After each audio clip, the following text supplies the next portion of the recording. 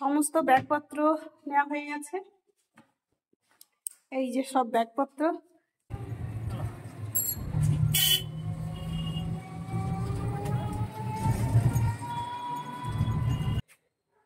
দেখতে পাচ্ছ, মুড়ির বস্তা নিয়ে চলে আসছে, বলছে মাম্মাম দাও, আমাকে দাও।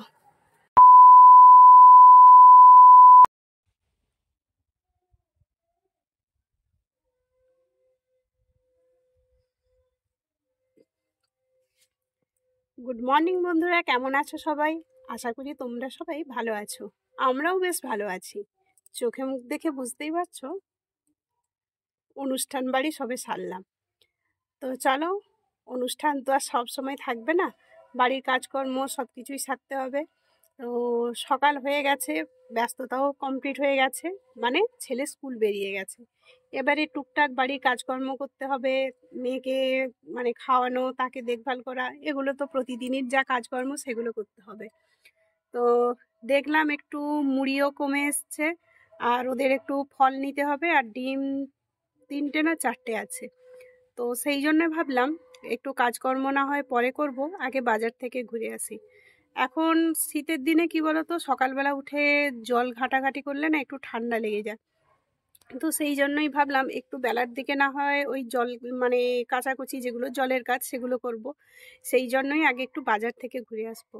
আর ছেলের সামনেই পরীক্ষা আরম্ভ হয়ে যাচ্ছে, সেই জন্য ও হচ্ছে পড়াশোনা বা এইসব নিয়ে ব্যস্ত থাকবে, মানে ওকে একটু আমাকে সময় দিতে হবে, বিকেলবেলাও বেরোনো যাবে না। তো সেই জন্যই ভাবলাম যে আজকে যখন একটু ফাঁকা আছি আগে ঘুরে আসি। রান্না বান্না তো কমপ্লিট হয়েই গেছে। তো চলো আস্তে আস্তে টুকটাক আস্তে আস্তে টুকটাক যেসব কাজকর্মগুলো আছে সেগুলো একটু সেরে নিই, একটু নিজে আর মেয়ে দুজনেই মিলে একটু খাওয়া দাওয়া করে নিই, তারপরে একটু বাজারে বেরিয়ে যাব।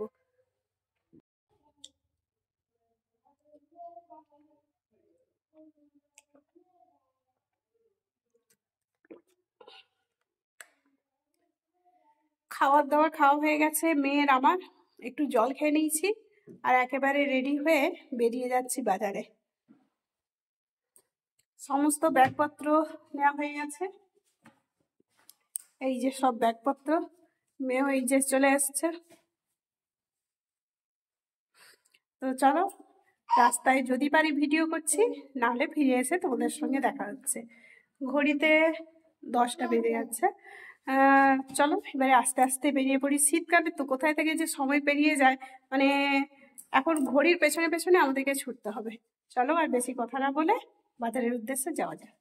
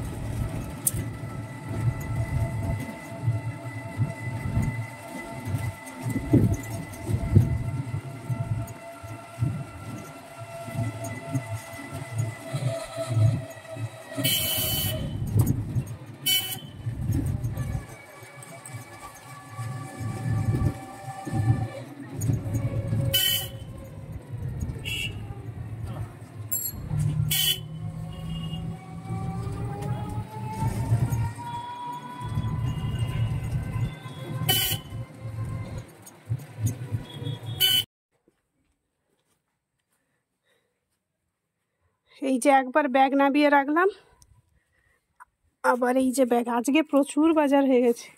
আর মেয়ের অবস্থা দেখো, আমাকে সাহায্য করার জন্য রেডি। দেখতে পাচ্ছ, মুড়ির বস্তা নিয়ে চলে আসছে, বলছে মাম্মাম দাও, আমাকে দাও।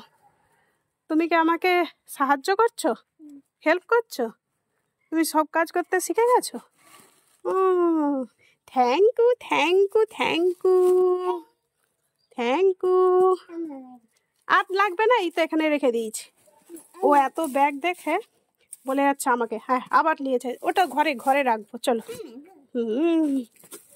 চলো, এই বাজারপত্র এসে গেছে, গেটটা বেড়ে লাগিয়ে দিই। বাইরে বেরোবে না, গাড়ি এসে যাবে।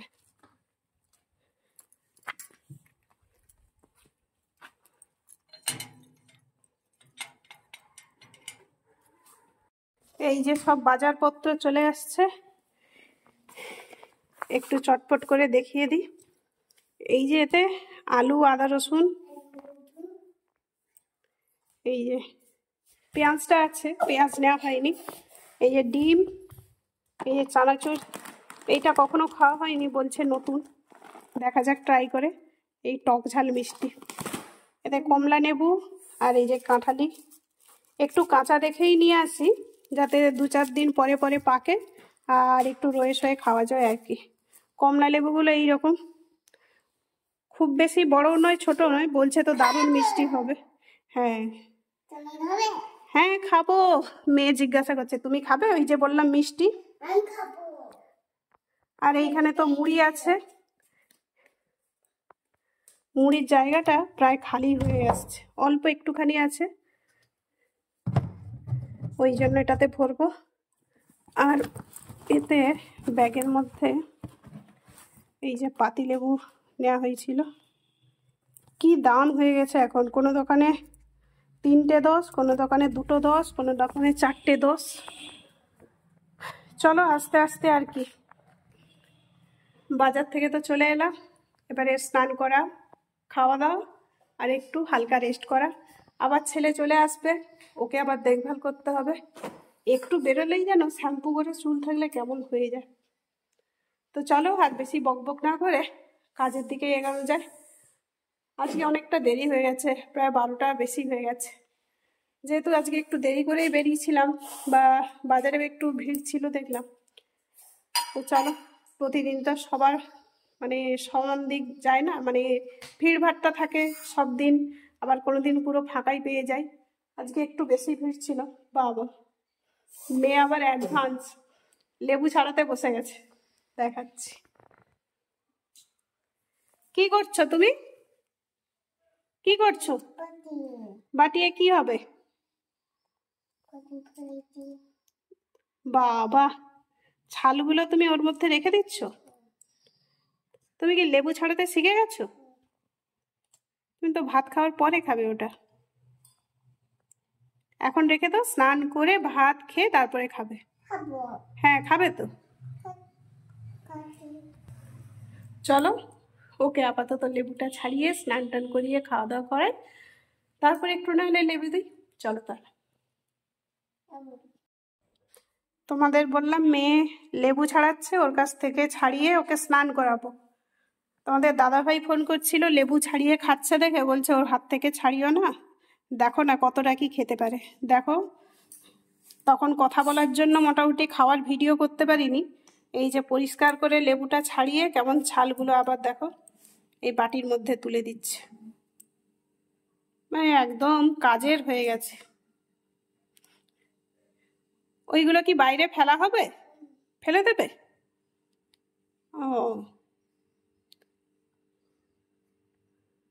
চলো তাহলে, এ যতক্ষণ ছাল টাল ঘুরিয়ে পরিষ্কার করছে, এবারে আমরাও আস্তে আস্তে রেডি হই স্নান টানের জন্য।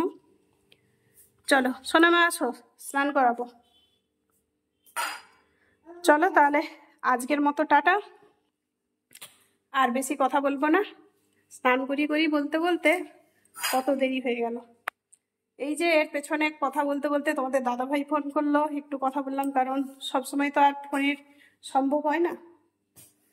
তো চলো আস্তে আস্তে এবারে স্নান টান সারি, খাওয়া দাওয়া করি, বিশ্রাম করি, আবার পরে দেখা হচ্ছে তোমাদের সঙ্গে। সবাই ভালো থেকো, সুস্থ থেকো, আবার অপেক্ষা করো পরের ভিডিওর জন্য। আর ততক্ষণের জন্য লাইক, কমেন্ট, শেয়ারের সঙ্গে সাবস্ক্রাইব করতে ভুলো না। টাটা।